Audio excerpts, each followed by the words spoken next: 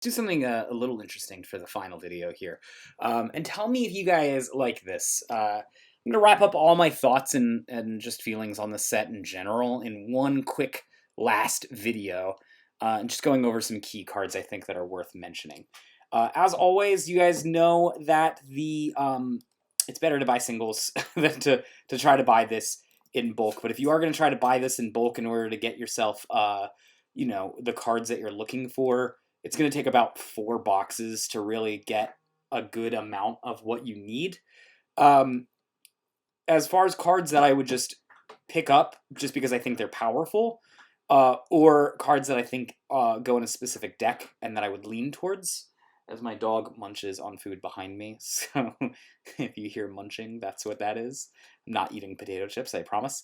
Xenocluster is probably the first one to go off. It's ridiculously strong. It's going to be flexible. It's going to be good in various metas, and then less good in some metas. But overall, it's probably good to just have one in your pool at all points in times. I actually think end of turn is probably good to pick up as a single copy for once in your life, just so that way you're like, yeah, I'm getting plagued by spells, I can bring this up. I personally am going to skip the Akino line.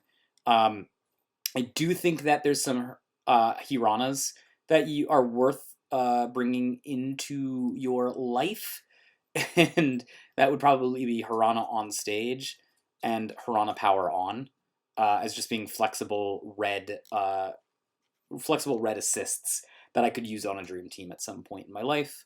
I also don't think that DJ Lovett's super great, so I'll be missing that. I will probably say you want to pick up MC Line Dig, MC Line Stand Up, MC Line Disrespect. Just because these are probably the best white assist chains that you can go through. So I probably would pick those up personally. Bang is actually an interesting center in the fact that I think it's actually okay in the meta. It has a pretty much a 50% win rate weighted against most of the meta. So I think it's something to consider, especially if your meta's full of slower decks. You might consider being like, yep, this is the time to switch to Bang. Tamago's got some good assist lines. Tamago Double Stroke, Tamago Beating, and Tamago Jet Stick would be the ones I pick up if you just wanted to pick up some more blue assists. The Madoka line in general is going to be very good for a long time. So if you are into playing a more controlled mid-range deck, it's not full control, by the way, like Uchu is.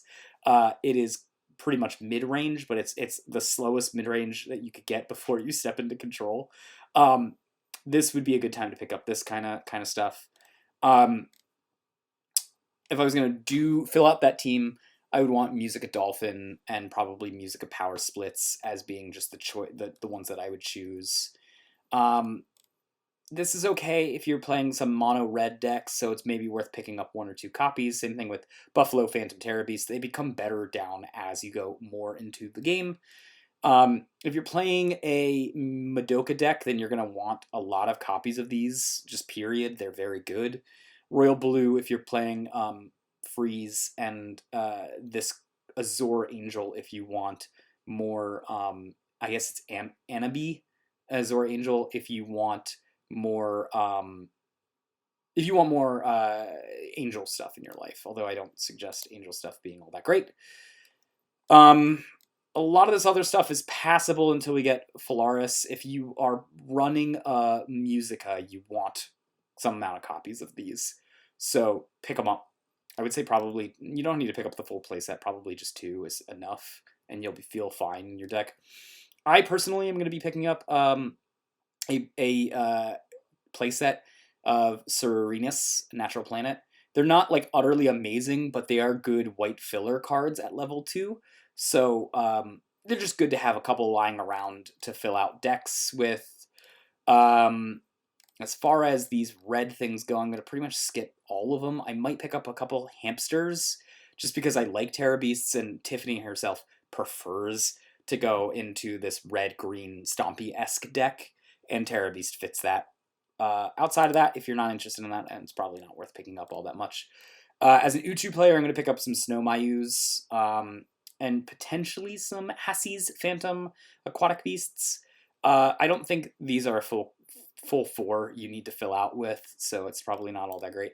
I would say that you probably, if you're a blue player, want to pick up both Gadriel and Azor Angel and Haiji Kata Azor in general. Especially if you're doing Madoka, you'll want to pick up a playset of these. So these are good ones. Don't think you should ever run more than 2 copies of these, so I wouldn't be completely pressed to pick up Spinning Harmonies if you didn't want to go down that route. You probably want to pick up a playset of Per Julius if you are playing green. It is a very, very good card and it will become more of a staple. I'm going to be picking up 2 copies of the Paulestri Phantom Aquatic Beast. I don't think it's all that great, but I want to play with it. I want to test it. Same thing with Fennec. I'm probably going to pick up a couple copies because, again, I like Stompy decks, and Tiffany really loves Stompy decks, and this goes into that. I will pick up some Gamigan Doomed Evil. It's not a good card right now, but it could be in the future, and from my Magic the Gathering days, I really like Dredge, so this just has sort of that Dredge quality, so I'll pick up, it shouldn't be expensive, I'll just pick up a couple, just because I like it, but not necessarily because it's a good card. And then, finishing off, that's about everything. You guys can pick up a Servants, they're always a staple. Servants are always a staple. Get this Servant, it's very, very good. But in general, Changing Diva doesn't really bring a ton. It brings an entire deck to the format in Madoka. Outside of Madoka, it brings, like, Xenocluster, which is good, should be on your mind as if you're a discard deck or if you're an Interburden deck. You should be constantly aware and tracking who in your local meta is playing Xenocluster. Outside of that, it doesn't really bring much for now. It does inevitably bring MC Lion's assists for Dream Teams, but those are the big things that I'm saying out of Changing Diva. You are like, this will affect metas. So it really doesn't bring a ton. So I don't actually, if you were to come to this video and be like, well, should I buy lots and lots of boxes of this? I would say no. It's worth it to probably trade or invest in these Xenoclusters and Madokas and the MC Lion stuff. But outside of that, and a Zirconius, the level 3 blue Signy, outside of that, no, it doesn't offer a ton. Not nearly as much as 0-1 Glowing Diva did. So that's my thoughts on it. Again, if you guys want to hear more about tech and all that junk, go ahead and subscribe to the channel, and may you guys always flip a life burst.